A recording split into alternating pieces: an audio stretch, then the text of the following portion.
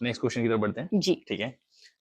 सो आपने अभी एक बात बोली जी कि जैसे ही आप कुछ नया स्टार्ट करते हैं लाइफ में, हम्म। तो कहीं ना कहीं से वही कमेंटिंग स्टार्ट हो जाती हाँ है कि जी तुम क्या करोगे, कैसे करोगे। ये आपकी लाइफ में भी हुआ जी होगा फॉर बिल्कुल। श्योर, और व्हेन आई स्टार्टेड लर्निंग तो मेरे साथ भी हुआ। आई बिलीव कि इट हैपेंस विद एवरीबॉडी। हाँ जी नाउ द पॉइंट इज, कुछ लोग जैसे आपने इस चीज से अपने आप को गेट अवे कर लिया या किसी तरीके से इसको जी हैंडल कर लिया, बट जी बहुत सारे ऐसे स्टूडेंट्स हैं हाँ हाँ वो इसी चीज की वजह से अपनी जर्नी स्टार्ट करने से पहले खत्म कर देते हैं। वो तो है। जी जी तो आप क्या एडवाइस करोगे कि ऐसी सिचुएशन में जब उसको पता है कि कमेंट आएगा, हम्म मेरे साथ ये सब होने वाला है, हम्म। वो कैसे सरवाइव करे इस फेज को ताकि वो अपनी जर्नी को कंटिन्यू रख पाए? अच्छा, see I believe one thing, मैं बहुत आशावादी पर्सन हूँ। ठीक है, right. I always look for the solution. Hmm. कि मैं कोने पे बैठ के ना रोना नहीं है मुझे। राइट। आप एनालाइज कीजिए कि आपके लिए क्या जरूरी है। हम्म।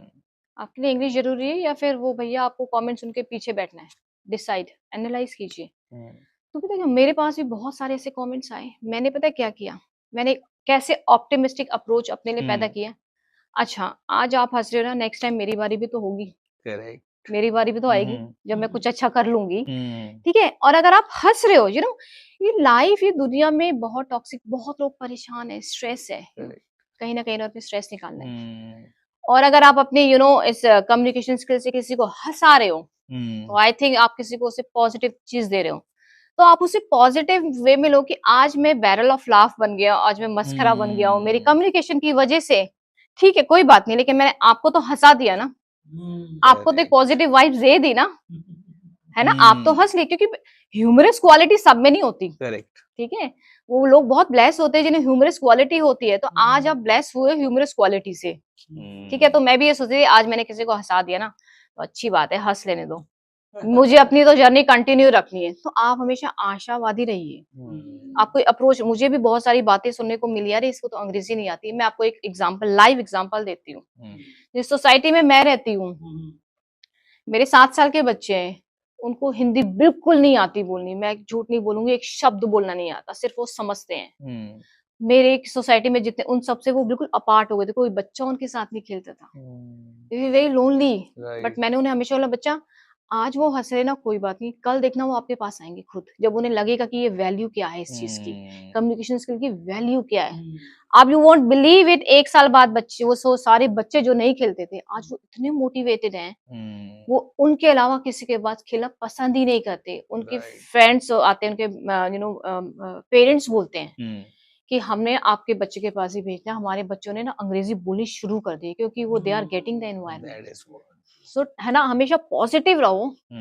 कोई अच्छी चीज कर रहे हो आप ना, तो हमेशा लेग पुलिंग होगी। बन जाओ barrel of laugh, don't worry about it. Correct. And let not people decide that what you should do. Yes You should have your own thoughts, yes, right? सो वही मैंने कहा ना, analyse yourself, what is most important for you, क्या चीज जरूरी है आपके लिए। अब नेक्स्ट क्वेश्चन की तरफ चलते हैं। और इंग्लिश लर्निंग को ना लोगों ने अपने आप में ही बहुत ज़्यादा कॉम्प्लिकेटेड बनाया हुआ है। उनको ऐसा लगता है कि ग्रामर का आना बहुत ज़्यादा ज़रूरी है।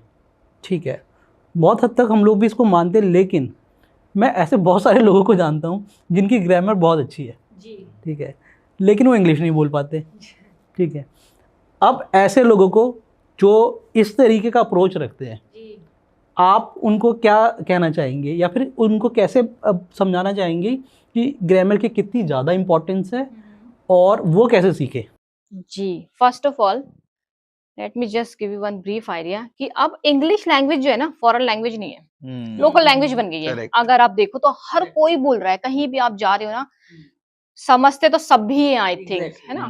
तो अब मैं उसको ये प्रिविलेज नहीं दूंगी कि भाई आप फॉरेन लैंग्वेज हो, अब आप लोकल लैंग्वेज बन गए हो। ठीक है, now it's come to the grammar. Grammar बहुत जरूरी है, इंटीग्रल पार्ट है, बैकबोन है, फ्रेमवर्क है कम्युनिकेशन का। Right. अंग्रेजी बोलनी है तो आपको ग्रामर आनी बहुत जरूरी है।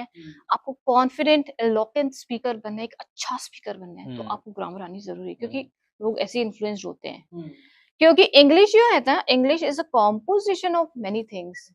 मुहावरे उसमें होते हैं, फ्रेजेस उसमें होते हैं, सोफिस्टिकेटेड वोकैब्स उसमें होती है ना।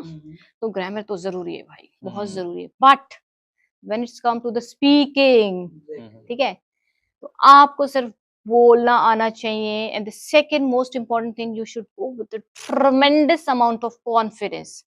कॉन्फिडेंस होना बहुत जरूरी है। एंड बेसिक अगर आपको नॉलेज है ग्रामर की, जैसे present indefinite, past indefinite, future indefinite and the modals, I think you are good to go, you are ready to hit the boundaries. इससे ज्यादा आपको कुछ नहीं चाहिए। जितना आप बोलते हो उतना आप चीजें सीखते हो। हिंदी में भी ऐसे ही होता है। हम कोई ग्रामर नहीं सीखते ना। मैं अपने बच्चों की बात, उन्होंने भी तो कोई ग्रामर नहीं सीखी, तो वो उनको कैसे आया? उन्होंने ऑब्जर्व किया, अपने एनवायरनमेंट से बात करनी शुरू की, अब देखो उन्हें सारी ग्रामर आती है, क्योंकि वो हैबिचुअल हो गए उस चीज की। तो इतनी सी ग्रामर चाहिए आपको बोलने के लिए, and you are good to go, I think.